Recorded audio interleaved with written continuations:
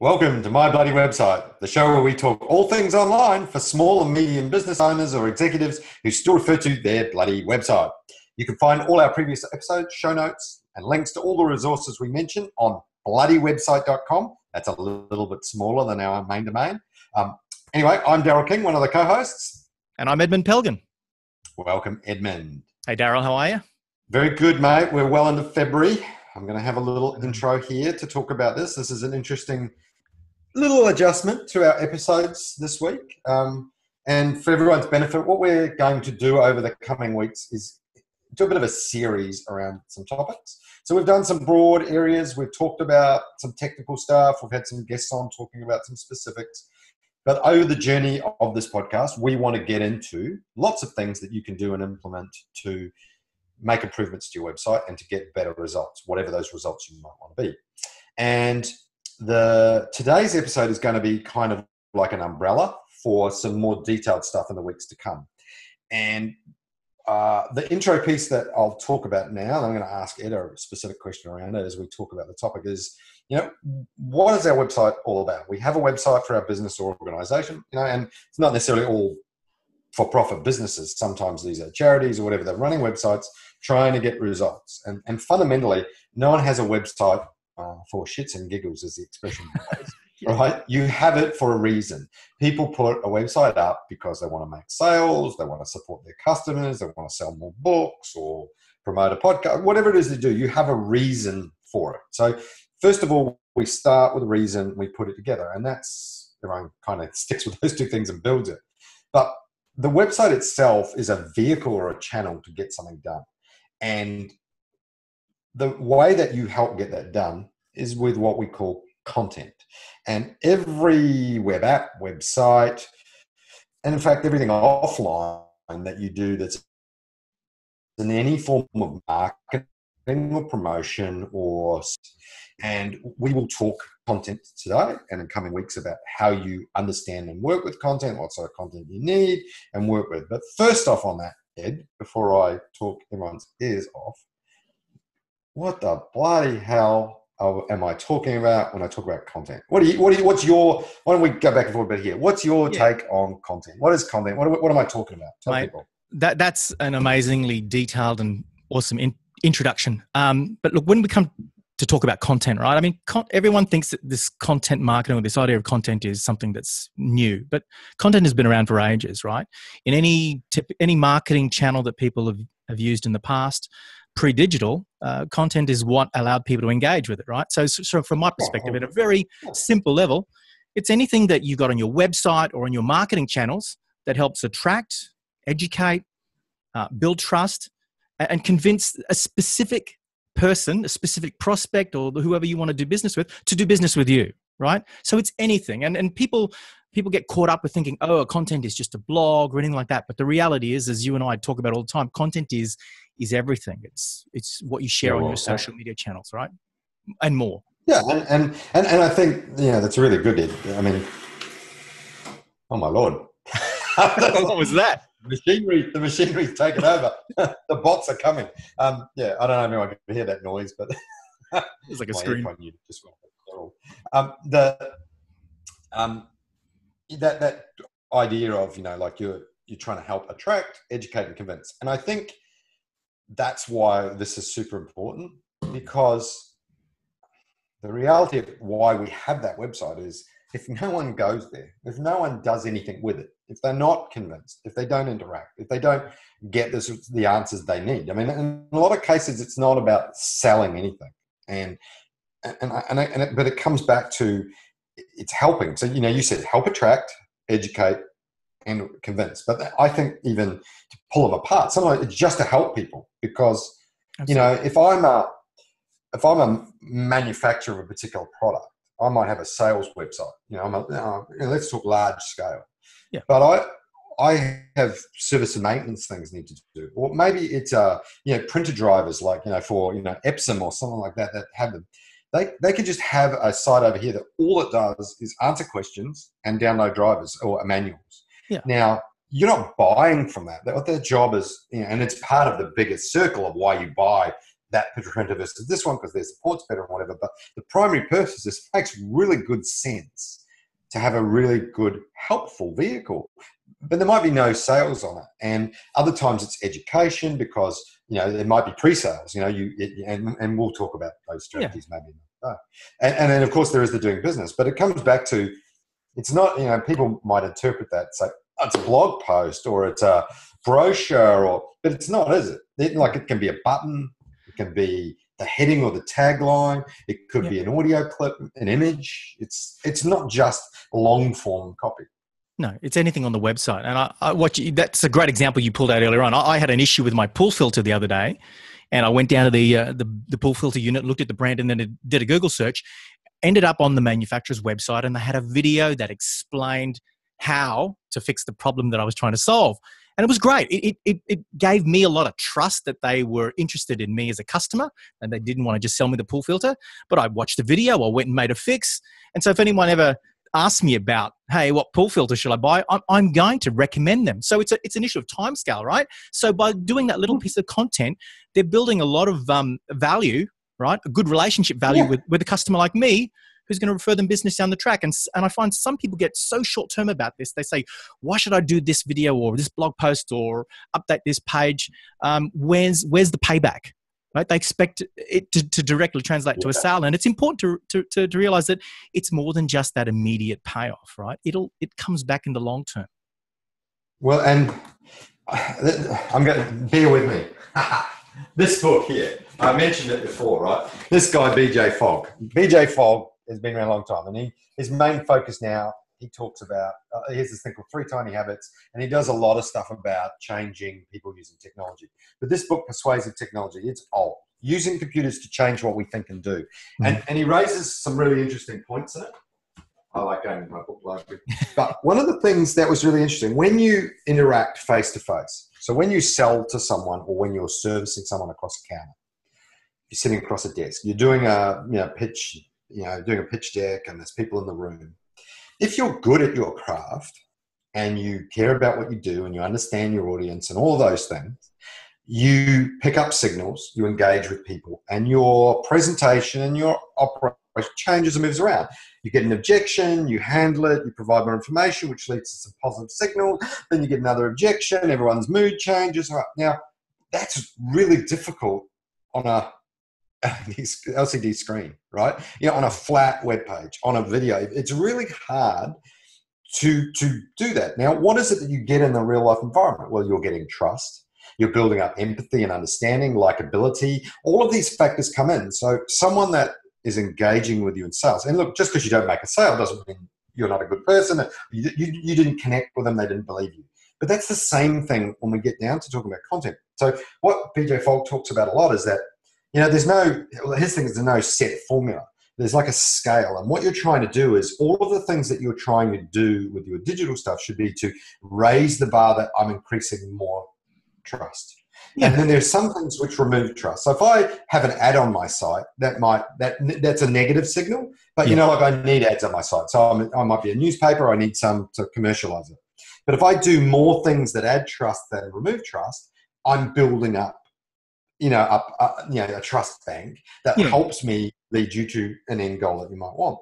And that's really tricky. So what you were saying about content and building trust and why you invest in it is because it is a harder thing to do electronically. And it's really a one-time thing that, you buy. There are some things I buy, the musicians coming to town. There's only one big site that does it. I go there and buy, even though I don't like their website. That's very different to the normal sales cycle that someone might have their website up for. I think it's interesting. Like, you've been in this web design game for many years, and I bet you remember the first websites that went up, right? And the content was always just rip it off the brochure, right? Just put that crap on the website. It was literally That's what we called them, brochureware website. They were called brochureware websites, right? No one gave a shit, right? They just copied the brochure and threw it up there. There wasn't any thought of A, helping the customer, or B, or search engine, or any of that stuff. It was just this new Wild West. I need a website to be a real business, right? And I think it's as the web has evolved, I think it's interesting to see how our behavior as customers has changed and where the websites and the content fits in. Because if you think about it now, the big change that's happened in the past is that traditional marketing was always outbound, interruption based. You know, you'd listen to the radio, the TV ads would pop on while we were engaged in watching content, things like that. And the important thing to note is that this whole idea of content and content marketing falls under this banner called, you know, the industry term is inbound marketing, whereas rather than, and this is the important thing, rather than interrupting people, it's about attracting them, right? It's attraction marketing. And the whole idea is that people are trained to go online to look for solutions, to find information, to engage with their mates on social media. And so they're going to go on and actively look. And the way we attract them is to create content that is going to enter that conversation, that's going to get found, right? And that's a key difference. It's rather than, oh, let's go spend money on this radio ad and then bash the punters over the head and tell them to come and buy off us. It's creating stuff of value that people will find, they'll search for. And, you know, Yeah. So and I guess being clear here in what Ed's saying is, it's not to say that the radio ad isn't effective for what it is, but defining the two types. So there's inbound, outbound, there's interruption and attraction. And, you know, like, just to do a simple analogy in a bar, so old school bars, you know, before Tinder apps and things like this came about to hook up with people, you know, there were people who would go up and go the cheesy line and try and hit on a girl, or vice versa, a girl on a guy. And then there's the other side. There's the other person is sitting there and, you know, engaging in great conversations with people, and people are attracted to their charisma, and they're coming in and they're, you know, having great discussions, and then people find, hey, I actually really like this person, versus someone that's sort of brute force, what I call bro marketing, which you just go out there and punch them in the face and say, hey, you know, some cheesy line, you should buy from me. And, you know, and you're building identity, you're building relationships, you're building trust in subtle steps, using stuff. And it's that, I guess it's SEO has it. All of these other things have it, where everyone would like a magic bullet. Yeah. Everyone would say, da-da, this is up, everyone's buying, which very rarely happens. There's very rarely anything happens that way. With, you know, if you hunt back through how they got their success, invariably they were creating stuff. You know, it could be that they created the content before they launched the site, and when they launched the site, they had 100 pieces of awesome content. They started distributing, everyone resonated with it, and it came in. But I think it's that whole thing of understanding. If I send out an email newsletter, that's an interruption form. I'm interrupting someone in their thinking process. They were not necessarily thinking about me and my product at the time I sent it, versus they're hunting for something, and they discover things that I've created, and then they come and investigate it and read it and we step through. And to some extent, that inbound, it's kind of a function of this online world, you know, because people do go and use search engines to find stuff. So that's how we leverage it, by putting that stuff out, and builds a lot of trust. But, you know, it's important to remember that this content marketing, all this content creation existed previous to this digital space, right? People have been content marketing for years. Yeah, I mean, everyone knows about the John Deere catalog, but you didn't have to bring that up. Yeah, but I mean, a classic one is soap operas. I don't think people realize that soap operas was one of the initial forms of content marketing, because in the early days they were creating these radio soap operas, and Colgate-Palmolive actually stepped in and started sponsoring one of the first ones, and through that relationship, they got a massive audience of people who were interested in the show, and through their sponsorship, they were the content was the show. And that appealed and attracted a specific audience, and they built a lot of trust and brand recognition through that mechanism. Well, and in newspapers, you know, to a greater or lesser degree, is the same story. What we think of a newspaper today, from what they were for, a newspaper was a vehicle to deliver ads to people. Exactly. That's what it was. So we produce content that people are interested in, so that we have the ability to put ads in front of them, versus, hey, I'm driving down the road and bang, or, you know, there's a billboard in front of me that's interrupting my visual space.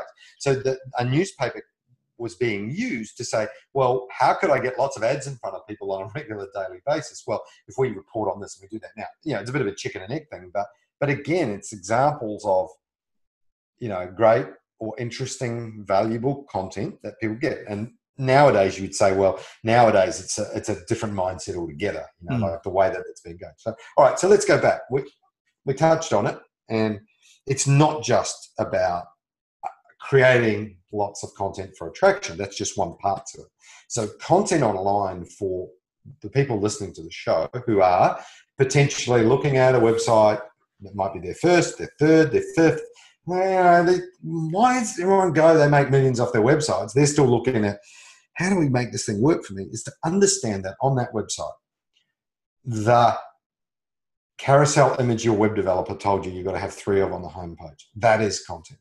The taglines that you put, the headings, the paragraphs of content, the text on the button, the choice of image, the way that you write the content on your thank you page.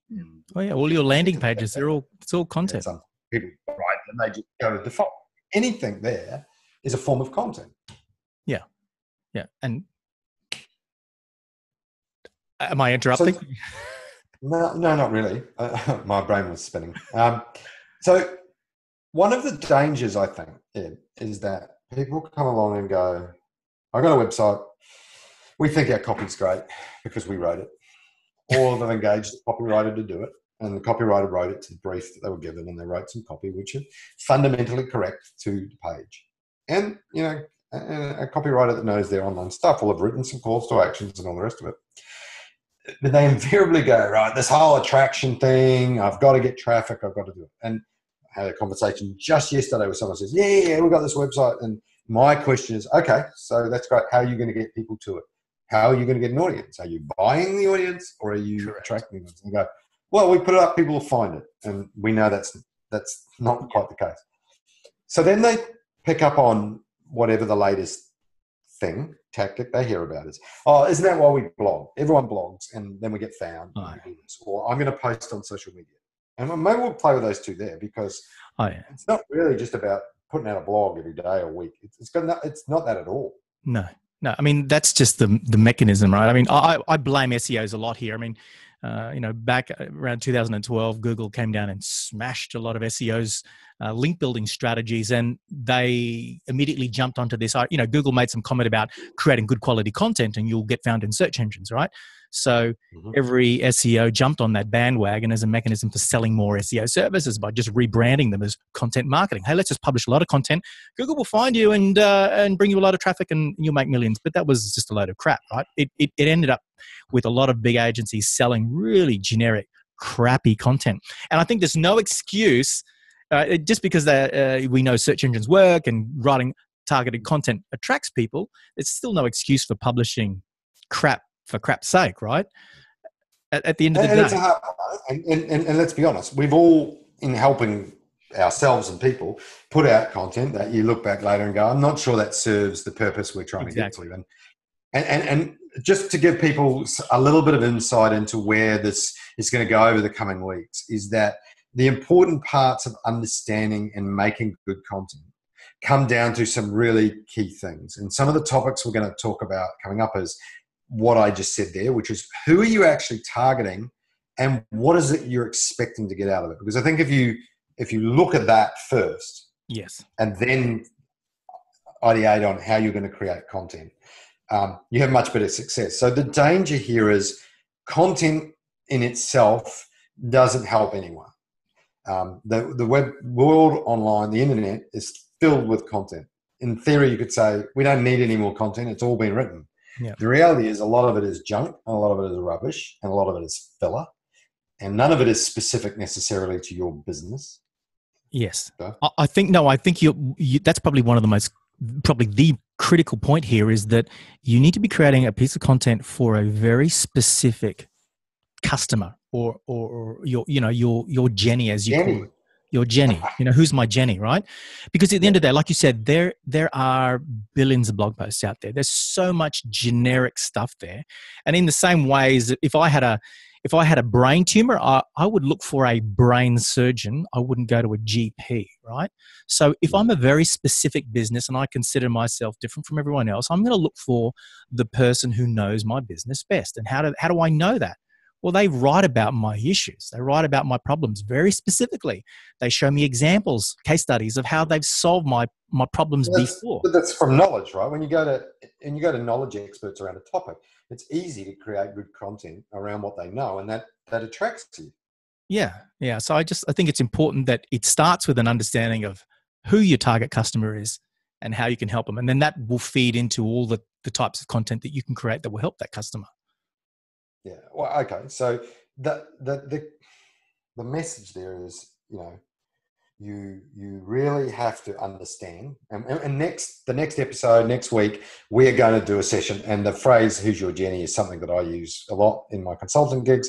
And it's just a way of defining it, but identifying. So we'll talk about that next week. And both of us have ways and mechanisms we try to identify with our customers to understand that.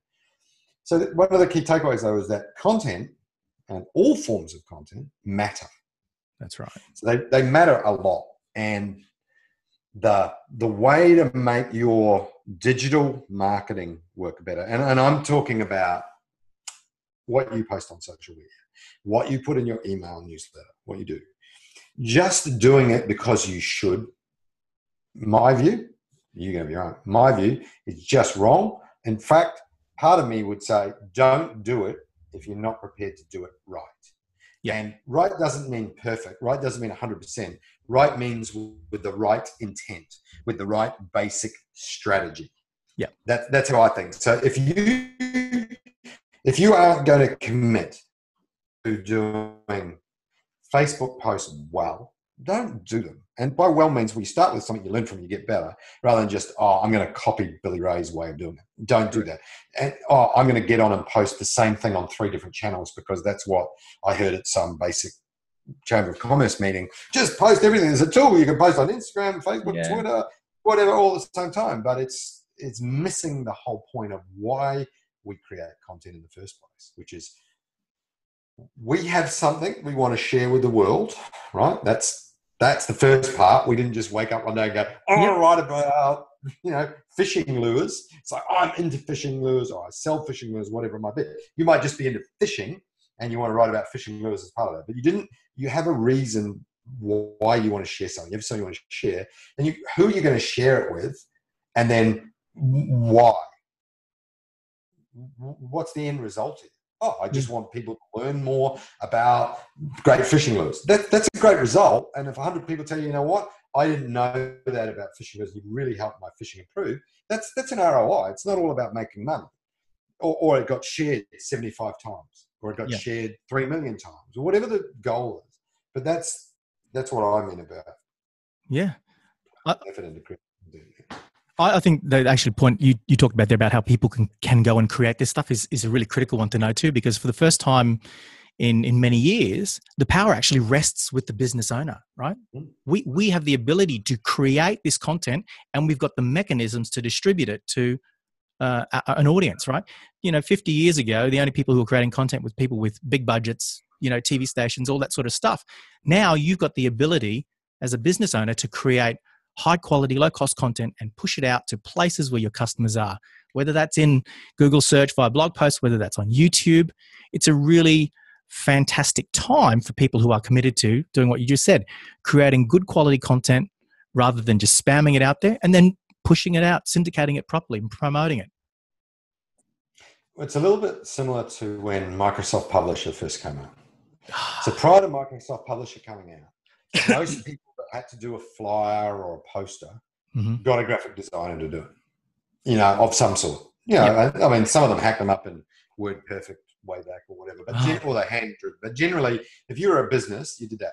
And then Microsoft Publisher came out, and suddenly every receptionist and executive assistant that worked for a guy could do it, right? So everyone saved money, and we had multiple fonts, and we had all these things. And the marketing guy who thought he was really clever at design, who might have been a good copywriter, he suddenly could do the same thing. And so we had 5 different colors, and ask any graphic designer about some of the stuff that they've seen over the years. Just because you have the tool doesn't mean you can do it well. So now you can learn the strategies to use a tool like that, or Photoshop or InDesign and things, and do it yourself. It's the same with what we do. But everything we do, there's nothing that you or I do in our professional capacities that any one of our audience couldn't do for themselves if they're prepared to learn the techniques to do it. We have no secret sauce apart from experience and knowledge. Building websites, hosting, all those things, marketing strategies, online marketing strategies, SEO, all of the stuff, all of it is learnable. All of the information is available, but it's that same thing. If you're going to do it, just because you can blog, just because you can post on YouTube, just because you can post on Facebook, doesn't mean you're doing it right. And you have an obligation to your business as the shareholder of your business. That's right. And the executive in your business. You owe yourself to at least start doing it better and more effectively. Yeah. You know what I think would be really helpful is give some examples, right? Because a lot of business owners will be like, I'm already spending money here and here. I don't want to invest it in content marketing. And they'll take that really campaign focused approach, like tactical, like I'll spend a little money on this blog post. Where's the ROI? Didn't come. I'm going to spend my money elsewhere, right? But you actually have to embed it in the DNA of the business as part of the ongoing journey. And I'll give you, if I can, I'll give 2 examples of businesses that have used content marketing as a key part of their success. So everyone knows this story of Marcus Sheridan, who's now a digital marketer, right, for a business called The Sales Line. But he started as a pool builder. And, in the early days of the web, he started writing blog posts about, what's a better pool? Is it a concrete pool or a fiberglass pool?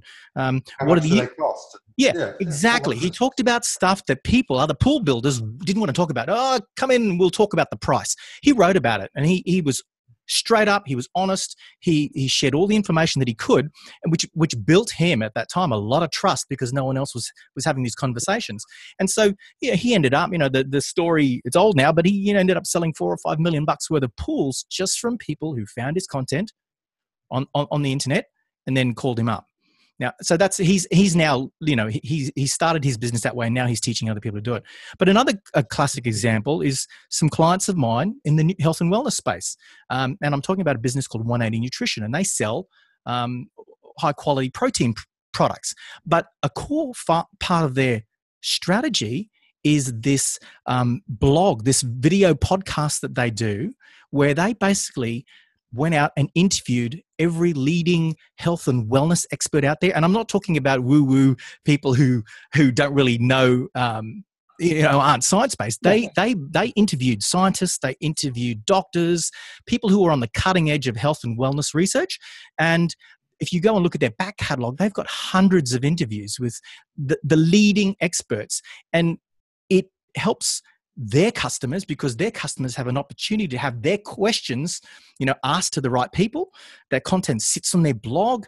They built an audience of people who constantly follow their videos and listen to their podcasts, as well as find them through Google, right? And they just did this systematically. Once every fortnight, they put out these great interviews. But, it was the 2 founders of the company who did that on an ongoing basis. And that's helped build their business and build a lot of trust, right? Not just getting found. Yeah, and that's there's so many simple strategies, and folks, we are going to talk strategies and techniques and ways to do it in future episodes. But this episode we're not going to go through and say do that thing, do this thing. Absolutely. But we will give you lots of examples. And the answer to that is those guys at 180 Nutrition. That was what they really done. They really got into it. Okay. Yeah.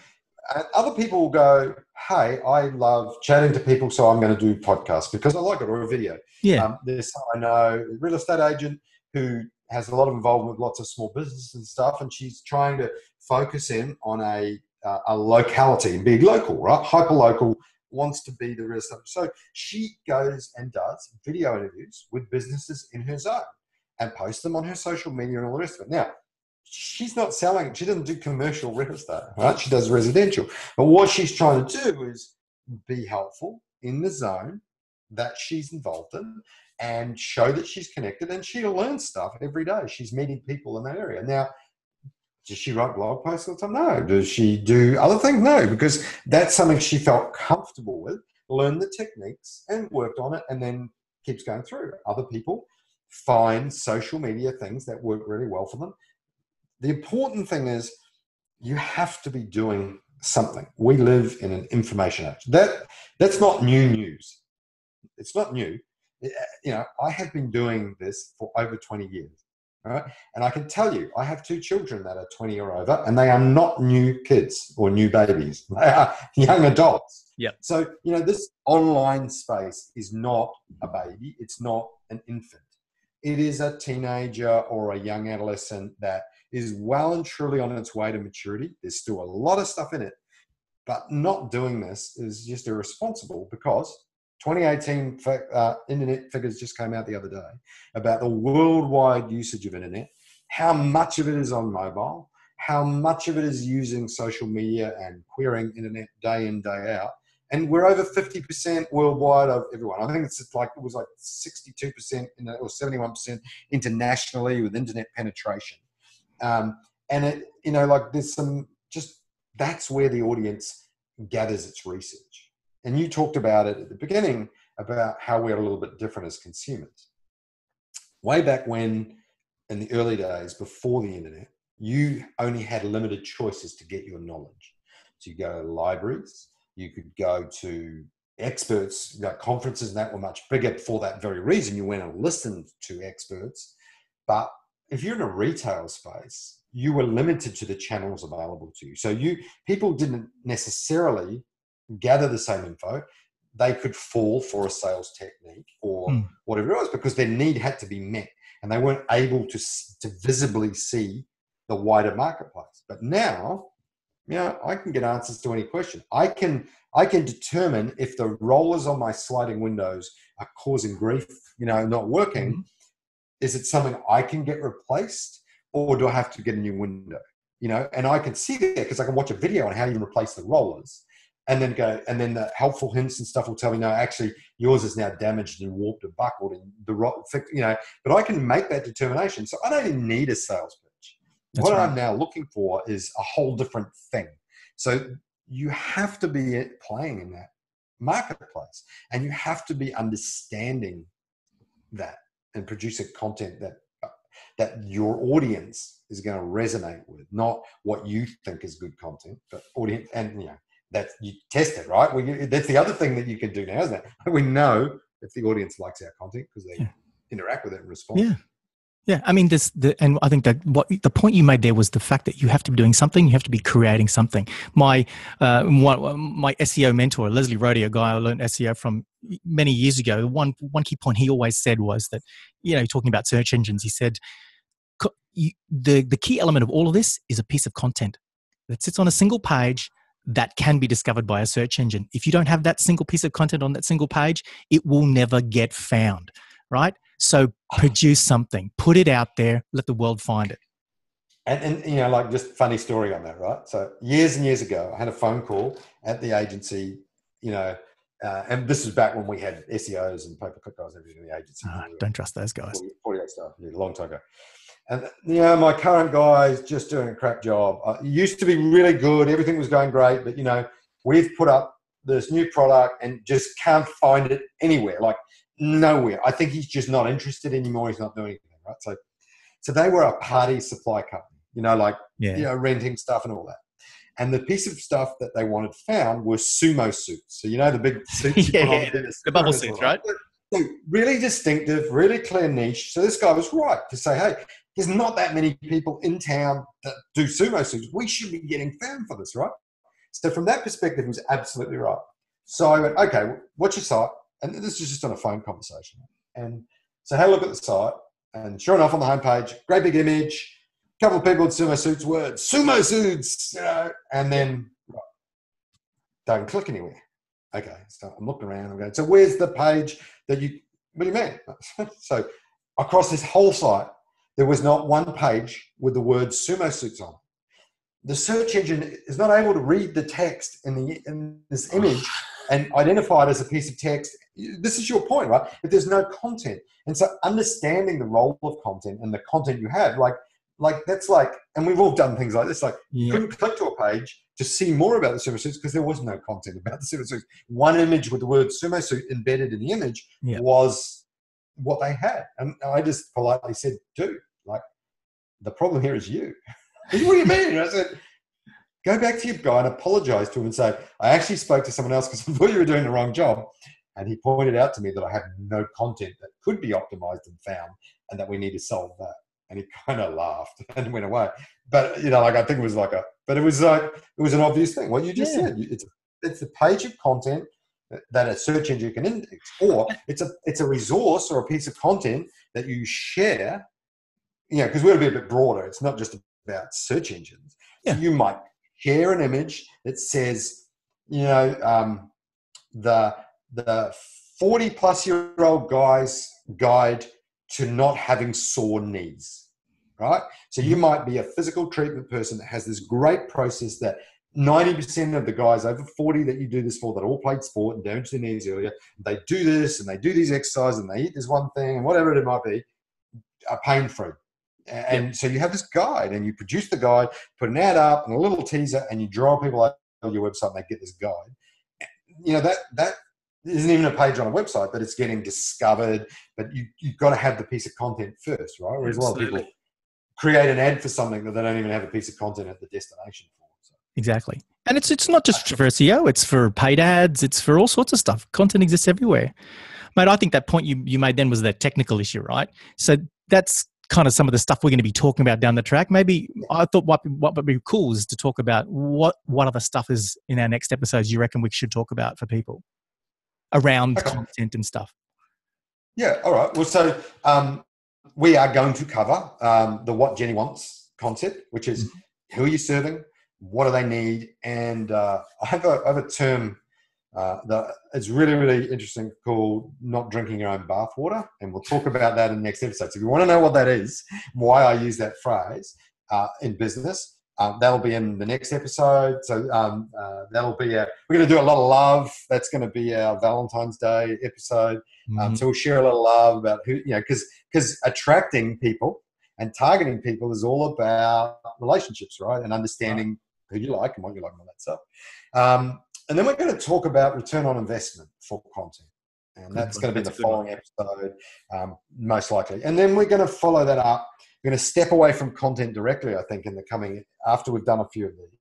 And we're going to talk about a more technical thing that really focuses on SEO, which is link building.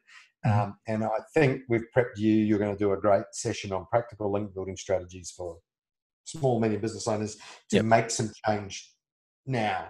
And the reason that's going to come after a bit of the content stuff is, and before we get to really detail, hey, go and change your content on this page because of this reason, is so that you understand that when you get links, people link to good content.